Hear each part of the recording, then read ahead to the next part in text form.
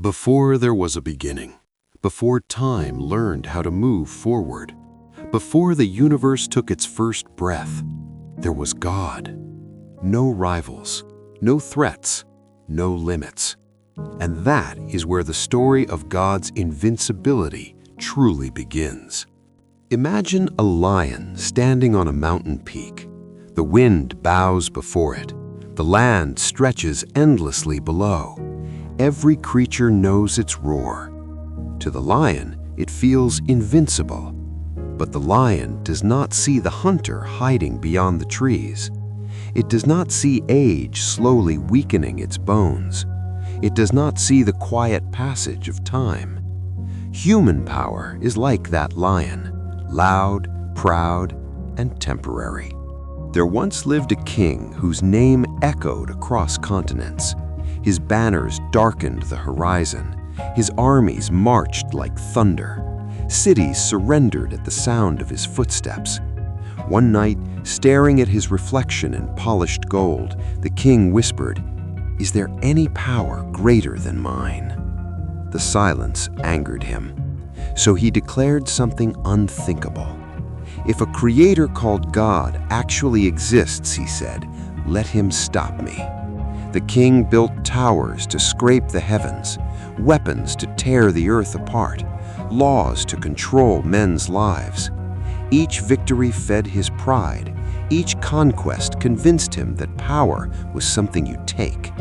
But above his towers, the clouds remained untouched. Above his throne, the stars continued their ancient dance. God remained silent.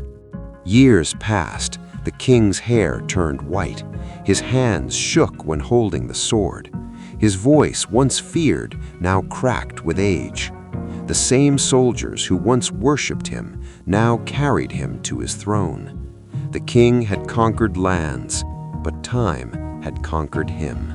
And God still had not lifted a finger. Picture an ocean. Storms rage on the surface. Ships shatter. Waves crash with fury.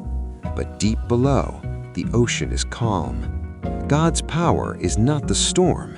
It is the depth beneath it. Silent, unshaken, unmoved. On his final night, the king lay beneath a fading torch. No crown could help him. No army could protect him. No wall could stop what was coming. Death stood patiently at the door. And for the first time, the king understood. God did not destroy him because God did not need to. Everything that rises without God falls on its own. God is invincible because he does not begin, so he cannot end. He does not depend, so he cannot collapse. He does not compete, so he cannot lose. Empires fall because they are built on power. God stands because he is power. Fire burns because God allows it. Time moves because God commands it. Life exists because God speaks it into being. Imagine lighting a candle in a dark room. The flame looks powerful until the sun rises. The candle does not get defeated, it simply becomes irrelevant.